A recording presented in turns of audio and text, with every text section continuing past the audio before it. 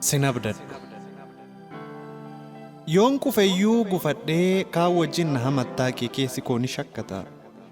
Yoon du'eyyuu muradhee reenfa koo ni kafantaa kee amanuudhaaf rakkata. Atuu erga dhaqxee dhaqi kana gochuun koo maal fida akkanaan jettuun se'a. Walirraa maqa keenyaan walirraa baqa keenyaan qalbii yaaddoo na ce'a. Ani jiraattan si dhabee ati du'een na dhabdaa koo. Kan si maganiin hin finne kan kadhaan hin deebifne du'een dachee irraa darbaa koo.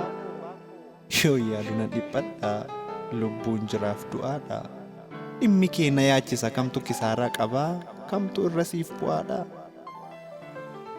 Egaa waa meeqa buusee baasee waa meeqatti xiinxalee dhimmi keenya kan duriirra aarii natti dabale.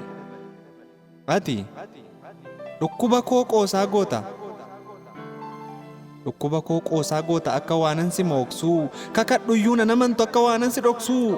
Okkola koo faaya goota akka midhaan rakasaa dhibee koo aadna keessaa eenyutu naaf caqasa. Anoo fira naaf caalu si caala kan naaf dhiyoo bitaaf mirga koo beektaaf bukkeedhaan qaboo. Fuula badina koorraa gammachuu koo dubbifta akka hiriyaa morkaa xiiqiidhaan na dhibbifta. Isa naamilee kee eeguuf muka meeqatti of diru tapha daa'imaa goota na hubachuun hin jiru. Akka teephaa dacha'ee isan gobaatti of rigu miirri kee teepha se'u naan shubbisu naan mirrigu. Imimmaaniin of dhiqee isan wayyaan of haqooqu waan humni koo hin dandeenyeen kirkiree isan of mooqu isan si gammachiisuuf jirma meeqa harkisu. Hojii dhabaa na goota kun qalbii kee harkisu. Isanii jireenya koo jijjiiruudhaa fi ganda meeqarra labu saragummaadha jetta dadhabbiin koo hin argamu. Isanii bifa ijoollummaa gatee bu'aa taatiif dadhabu siif dhibaayina kooti xaariin koos hin argamu.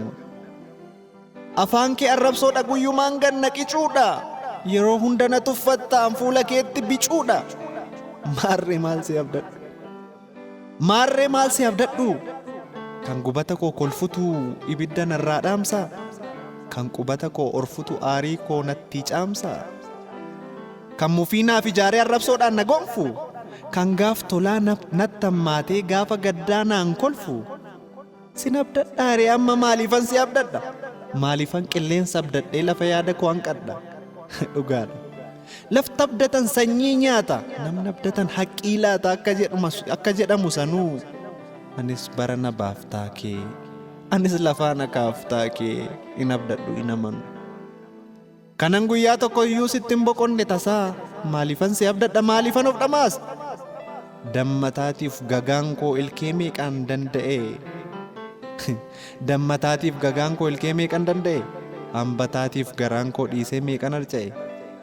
Umurii koo ijoollummaa dafqa koo ofirra yaasaa gaarummaan faallaa bitte sin abdadhu maal abbaasa? Osooni har'amoo bornaa jirtaa fi yaada kootti abshaalomuu deega kiyyatoof sobee soba koon badhaadhomuu xurii qeensaa naannaatu lafumaayyuu naan kaatu. Qaawwa koo fi bal'iftee quba keetiin safarta maaliif qaawwite jettee muusayyuu na dararta. Sittanaanaa na dhiiftee orma dura na dhaabda ana mucaa garraamii muqa meeqanaan yaabda. Sittanaanaa sittan aana na dhiiftee orma dura na dhaabda ana mucaa garraamii ana mucaa wallaalaa muka meeqanaan yaabda. Siif jira jechaa na dhaanta naaf jirtaan hin dhaanama silaa maqaan kee kan kooti anis sittan waamama. Gowwuma koo guyyaa meeqan of sobe bara meeqan of dagee bu'aan kanarraa argadhe immoo jedhameera addagee. Akkan siif yaadu naaf yaaddaafanii mudaa keetu cuqqaale garuu oolmaa koo wallaalee sumatu na sokole. Akka ormi naan mammaaku jedhura kan na buuse nama aannan anarraa dhugee hadhooftu na unsuuse. Fira dhiigaa edda kiyya sidha suma finna kiyya. Naan taatuufis sin amadhu naaf taataafis sin abdadhu. caban okkola baruu nan qoorfadha madaa koo sumaafuu magan garuu nan gorfadha garaa koo kan rabbiin itti fide lafti baachuu dadhabaare anis obseen obaattadha kanaafan obsa dhabaare guyyaan dhufeetu darbaa darbu maal abbaasaa gara abdatee ganameef rabbitu beenyaa baasa gara abdatee ganameefi rabbitu beenyaa baasa galatoomaa